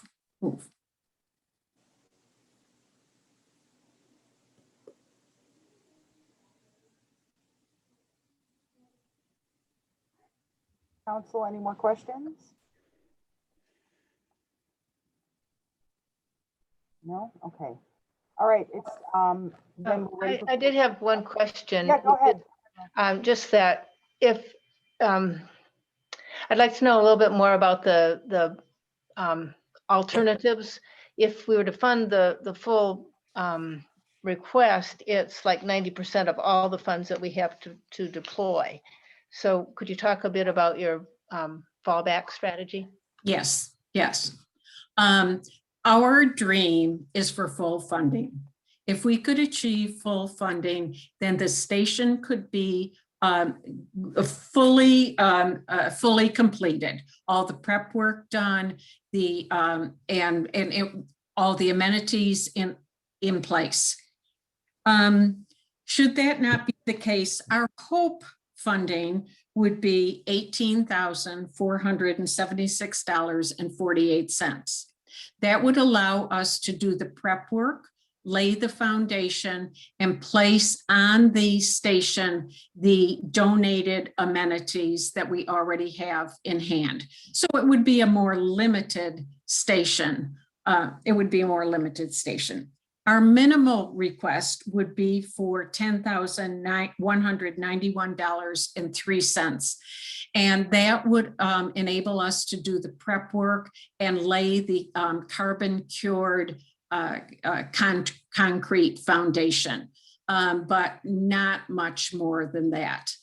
I just would like to make a comment. One of an expense of the project is that we are going to put carbon cured concrete, which is carbon neutral. And in fact, it is my understanding that it also draws carbon from the atmosphere. So we felt that this was an environmental enhancement that we wanted to promote for our community, our neighborhood, and our community. Any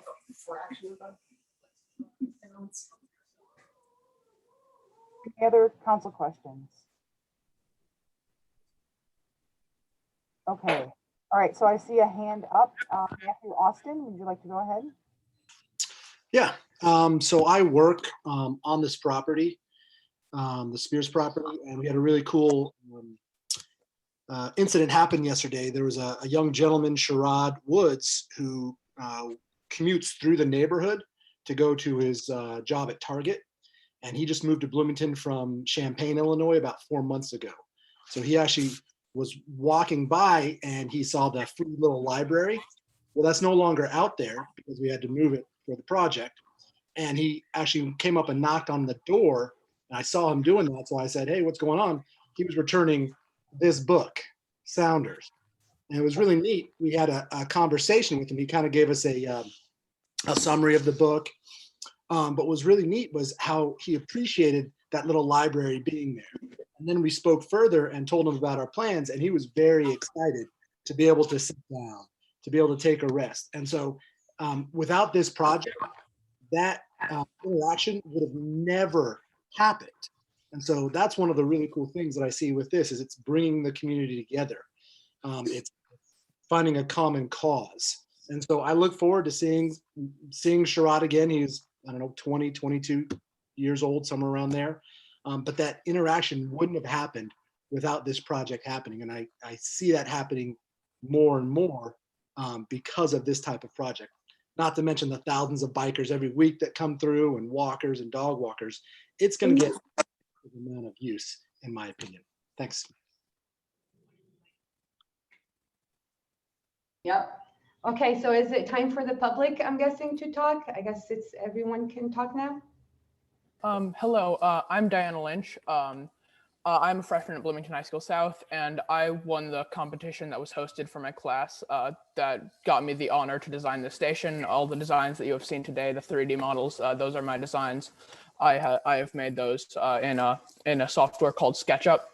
And I just wanted to say a few words on how this project has helped me how it has helped me personally, and how I think it'll help the neighborhood. I am a resident of the Covenanter neighborhood, and I have seen bicyclists pass through almost daily while I'm out on my walks.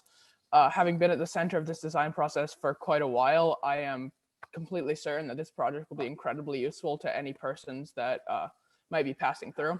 On a more personal note, to speak for both myself and my class at Bloomington South, this project has provided with an excellent experience in the design process and has allowed me to make an impact on the community.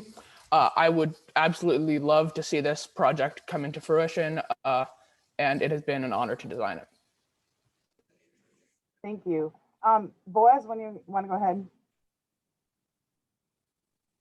Yes, so is it everyone's turn to the public can ask, or Yes. is it still the committee? Okay. Yes. So I gathered in my house here today, the neighbors that are directly surrounding the proposed area of the station. And the reason why we're here together, and there's also Janie and Sarah on their own houses zooming with us, is because we are against the station. And what I wanted to ask Mary and the Covenanter Associations, why would you want to create such a station where everyone that are directly around it are not supporting it, are against it? We want a quiet neighborhood. So why impose this on us? I want to clearly understand. We don't. There is broad support throughout the community, through adjacent communities, through bike clubs, and just broad support for this. We do not envision that this will create a noisy or highly offensively trafficked area. It is because of the broad-based support that we are wanting to proceed with this project. I will say we've lived here 36 years. We've had a wonderful neighborhood. It's an incredibly kind neighborhood. There are a lot of people that don't belong to the neighborhood association, so they weren't aware of this project and they are opposed to it. I had 4 children, raised them. They all went to South. I so appreciate what that little girl's idea is, but never did I have my kids right on that curve, or when you're coming around there, there's no place to stop. There's no place to do anything. And I do feel like we live a little bit down on Brooks Drive, but there's not one neighbor on Brooks Drive that is in favor of this. And I found several that aren't in the association that are not in favor of this. And I love this neighborhood. Like I said, we lived here 36 years, raised 4 children. But I feel like by the time any of us were made aware of this project, my question flat out was, even if we're opposed to it, are you going forward with it anyway? And the answer was yes. So I just feel like there was a total disregard for any of us that live in the surrounding area between Covenanter and Brooks. Go 2 blocks over, go 2 blocks over to Woodstock Place. There are several people that if we want to get a petition that are against it. We've just tried to negotiate and be very kind about it. But I feel like we've just basically totally been disregarded on any of our feelings. And I have lived here forever. I'm the first one that loves Bloomington. I think it's great to bike. My kids used to ride their bikes to Rogers and Binford, but I would put them in the back of the car, drive 2 blocks up and put them on the bike path. I would never let them go on that curb or down High Street. And other than the little 5 bike riders, who I had 3 kids that were all in fraternity sororities. Other than that time when they would go for their bike practicing during little 5, other than an occasional go to work, somebody going to school, it is not heavily concentrated with bike riders. Okay, I've got hands raised here, so I'm going to go by who's got their hands raised in the Zoom here. So Tracy, you want to go ahead? I sure would. Thanks so much, Angela. We're new residents here and we live over on Pickwick, about a block over, but I grew up on Maxwell Lane, which is roughly 2 or 3 streets over. So I'm very familiar with the area and been here a long time as well. The thing that I really like about this is it complements much of the infrastructure work that the city has put in place today, encouraging bike riding, encouraging a more eco-friendly and healthy lifestyle. It also allows the neighborhood to be more inclusive by bringing Bloomingtonians through it. So we're fully supportive. Is this facing I'm your sorry. window? I'm sorry, Is what? this station facing your window? Is it next to your driveway? Stop interrupting. No, Please. you do not get, you do, no. Thank you.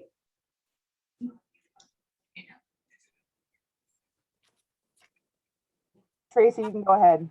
Finish your thought.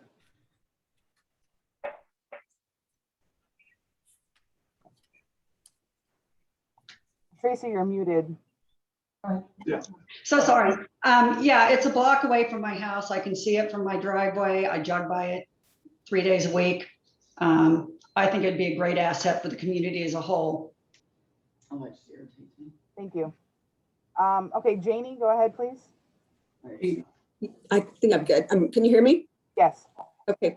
Yes, my name's Janie Biggs with them. Our family has owned the property on Brooks Drive for 67 years. So we know a lot of the history of the area.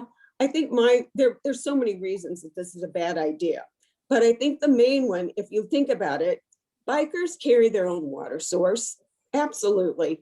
And many of them have a tire pump accessory on their bike. It's really not needed. So basically what you're creating is a gathering spot. And I think that's a very bad idea in the middle of a residential neighborhood. If I were someone with criminal intentions, what a great opportunity to come sit on that bench and watch people's houses, watch them come and go, watch their kids play in their yards. I just think that's a very bad idea. It's not an area that has a lot of bike traffic, the thousands of bikers thing. I don't know what that is about. Also, my neighbor, Mrs. Diamond Mathers, asked me to speak for her. She's also opposed to it. So you're creating something in an area where the people that have to be affected by it really don't want it. The neighborhood association does not speak for all of us, trust me. We have a different group, a different perspective, and we're very much opposed to this. Okay, thank you, Janie. John Kreschke, can you Angela, we have Mike Walsh wanting to talk here. Yeah, can you hear me? How am I supposed to be? Just talk. Okay, I'm Mike Walsh. I also live on South Brooks Drive. I've been here for 40 years. This is to me a non-existing need with no demand. There has been no demand. The city hasn't expressed a need for this particular station. I wrote several different emails to the group prior to this. And among the things mentioned that we haven't really hit is the safety issue. It's been touched on. When I was here and was principal of the school, I traveled Covenanter every day. When I was a POPs manager, general manager, I traveled it 3 times a day. The incidents of bicycling and pedestrians were limited. They hadn't even put sidewalks at that time. Consequently, about a dozen years ago, I wake up one morning and there must have been a concern about traffic because Covenanter is a connector street between the 2 busiest streets on the east side of Bloomington, College Mall Road and High Street. So if they put 5 speed bumps in, I'm assuming that they thought there was a need to worry about traffic. If you've traveled Covenanter, there's a high rise just to the going toward the east before you come down the hill. It can't be seen over. I've driven that so many times, you don't even see the car coming toward you until it's literally on you. The last speed bump is prior to that. So consequently, any car, truck, anything comes over that rise and has absolutely no stopping until they hit High Street. Coming off High Street, there's a huge wide curve. So they converge right at the corner of Covenanter and Brooks Drive. So what we're looking at is a poured concrete slab with 12 items on it, looking out on the neighborhood, and a permanent piece of structure that we in the neighborhood who do not live in other places look upon as being extremely interruptive to a residential area and has no place here. Thank you. Thank you. Jenny Robinson, go ahead. Hi. So I live on Maryland Drive, which is in the Somax neighborhood. And I can testify for sure that this gets heavy use. I mean, I see the fleets of cyclists come by morning, noon, and evening, headed out and headed back. And then of course our neighborhood is also full of dog walkers and pedestrians. I walk my daughter to school sometimes, home from school most days. And I love the idea of having infrastructure that's supporting cyclists and supporting pedestrians. So I just wanted to voice my support for this project and thank those who have been organizing to propose it. I do want to say about the issue of safety. Covenanter is not, there's so many places where people with their dogs will pause and chat, and Covenanter is not always, in my perception, one of those spots because of what Mike Walsh has mentioned, that it is a connector street. But having, I guess, from the perspective of a pedestrian, having a sort of little step away on the quieter street would be a lovely place for. So I have a question to you. Would you like the station to be in front of your house? Yeah, that's stopping and looking at your window. Would that be okay with you? It's a good question. I mean, I felt very fortunate when the sidewalks went in across our street. But obviously, I can't speak. I wouldn't speak for you. For myself, I'm happy. Thank you. Okay, John Krushke. Hi, thanks. Yeah, my name's John Kreshke, and I'm the chairperson of the Eastside Neighborhood Association. We are adjacent to Covenanter. My wife and I take walks several times a week and go on exactly that corner. That's one of our regular routes, so I'm very familiar with that location. On behalf of the steering committee of the Eastside Neighborhood Association, I would like to say we certainly endorse the concept. We've been interested because we'd like to know if this could be some kind of a prototype for similar spots in other neighborhoods. So this is also very interesting to hear the variety of concerns, but also the really positive impact it might have. So it's just one point that we do endorse at least the idea. But the other point I wanted to make is my wife and I are also personally acquainted with the Spears on whose property this would be located.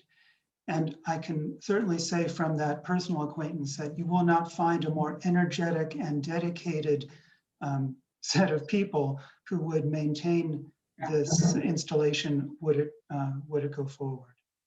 So at least in that respect, the maintenance for now would, I have no doubt whatsoever that it would be well maintained. Thank you. Thank you, John. Yeah, go ahead, Brett.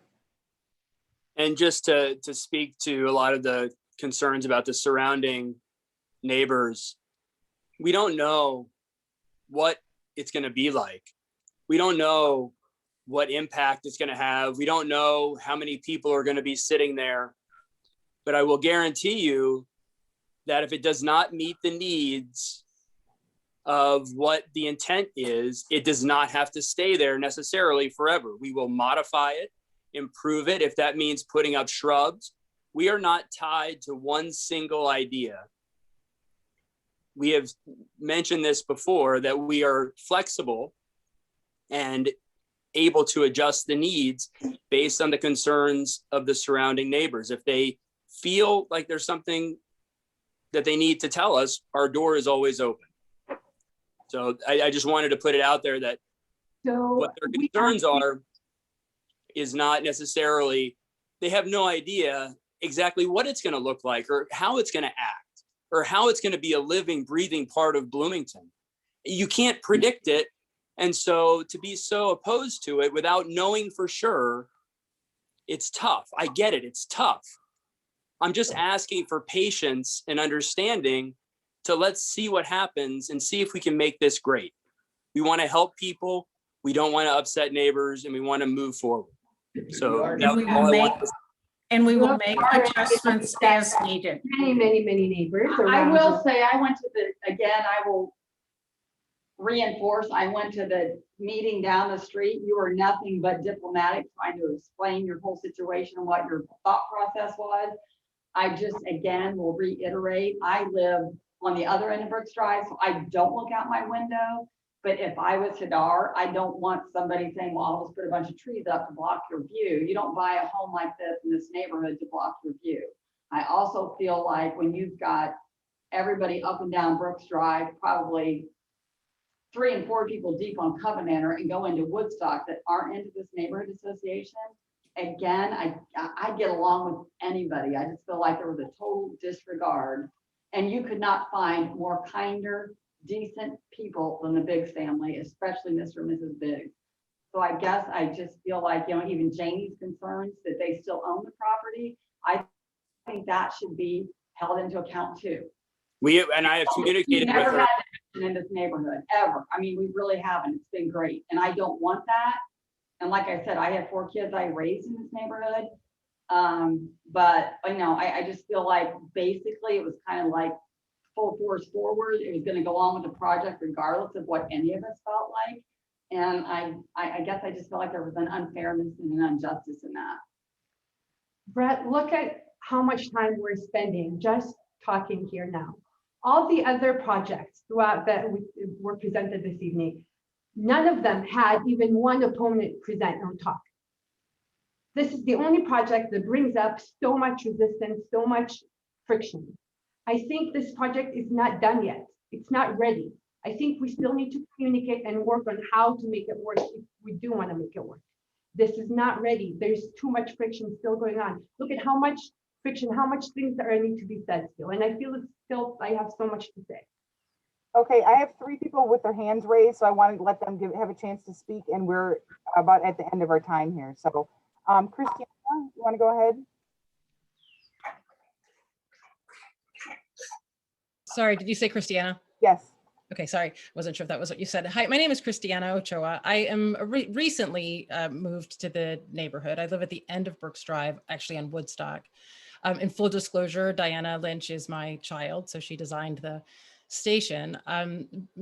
So my statements are clearly, informed by that, but I've seen the project being developed since its inception and seen how it's been modified over time. Diana has been very involved in those modifications, and I'm aware that some of those modifications were the result of desires from neighbors and folks who were concerned about the design. And I also want to say, neighborliness is one of my really chief values. I care about that deeply. I care about our neighborhood being cohesive, and I care about our this not causing a divide in a otherwise relatively cohesive neighborhood. So I really appreciate the comments that have come from those who are opposed. And I'm really sorry to hear that there are people who are so strongly opposed. I do recognize that opposition from many other iterations of its type where, projects like this one might be a really, really good idea in concept, but nobody wants it in their backyard. Even though it's good for the city, it's good. It's front yard. It's front yard, not backyard. It's front yard. I'm sorry. I was actually speaking, and I think we're supposed to raise our hands. I'm very happy to wait for you to speak. I just really am hoping for civility in the conversation. It's important, I think, as a value of our neighborhood. So I didn't design the project. It's not my idea. I'm just merely stating my support for it as a way to improve the bikeability and the rideability of our city. I think it's a nice idea. That said, I am concerned about the opposition from the folks that live nearby. And I appreciate hearing from all of you because it informs the way I think about it. But I think it would be really wonderful to think about ways to make this possible that would not create such strong opposition. I agree. Sarah Wyatt Swanson. Can I say some? Yes, so we have Mrs. Diane Diamond. Okay, you know, I'm sorry, you're gonna have to wait. Hold on, please. I just called Okay. on someone, okay, and you'll be next. Hold on. Go ahead, Sarah. Okay, hi. I live on Brooks Drive on a property that's across the street from the Spears property. And the way I have approached this is it seems like it's a great idea, but because I am, friends with many of the neighbors who are right there by the project, Hadar, for example, who will be looking out her front windows at the project. And because of the way the project was sort of presented to the neighbors on Brooks Drive as something already in the works for which funding was being sought, I have found myself feeling very conflicted about it and thinking that, yes, it's a great project, but maybe it's not the right spot for it there on the corner. And then tonight, what really is giving me some concern, probably is giving concern to a lot of the people who have presented their projects from other neighborhoods, is the fact that this particular project would consume 90% of the funding that there is to be given to neighborhoods for improvements. And that does seem to me to be not to be equitable in terms of what would be accomplished with this rest station that the Spears have proposed. If it were located at an entry or an exit from the neighborhood, many neighbors have thought, well, why can't we put it at the intersection of Covenanter and College Mall, where there is so much traffic, where there's a stoplight and a crosswalk? If it was in a location, where there was more high traffic, it would serve obviously more people and might eliminate these issues that we're having on Brooks. Whereas we all feel sort of like it's not going to be an improvement to our neighborhood. But I think the funding issue is something that has to be addressed, because I didn't realize it would be 90%, that $24,000 would consume 90% of what is available to all the neighbors in our various neighborhoods. So thank you. Okay. Hadar, you had another guest there at your house you said wanted to speak? Yes, Mrs. Diamond. Yes. Okay. Okay. Would you really want a place that would collect the dog droppings and the trash in your neighborhood? And the Spears has said that they will take care of the trash and all, but they haven't shown an interest in the neighborhood. They've junked up the yard. It has about as many things in it as it could have. We need a different turn from when we come from High Street and come to Brooks Drive. If you'll notice, it's bigger than a 90-degree angle that we have to maneuver to get onto Brooks Drive South. Something that should worry the rest of the neighborhood is that helicopter lands in their backyard every few weeks, and helicopters don't crash where they're scheduled to land. We're all upset about it. But that smelly dog trash place and trash place are the worst idea for a neighborhood that has kept up their yards and plant flowers for the smell.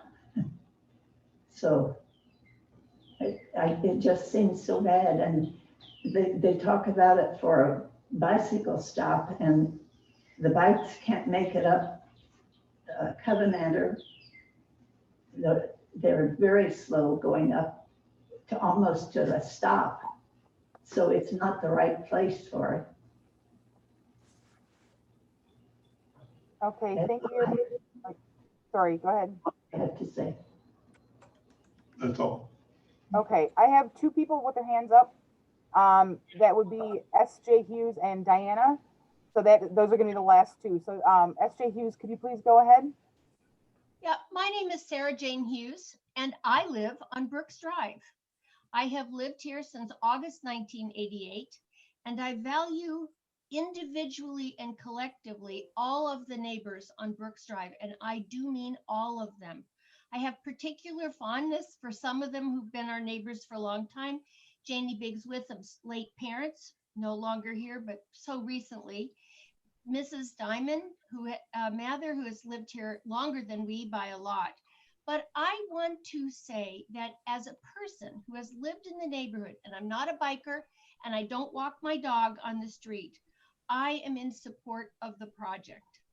So I do not want, and I prefer not to be interrupted, but I do not want the group, the committee, to believe that there is no neighborhood support.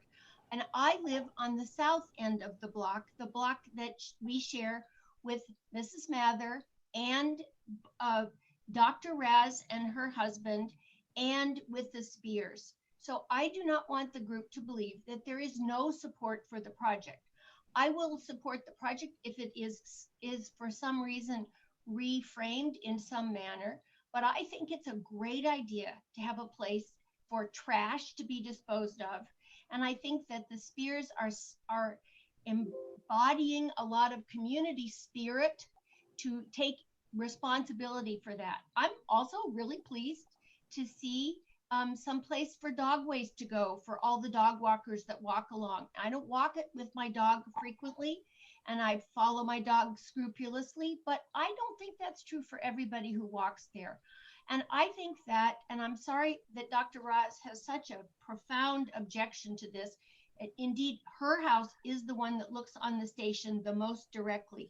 But others of us have an interest in the future of the community, the little neighborhood, and the future of Bloomington.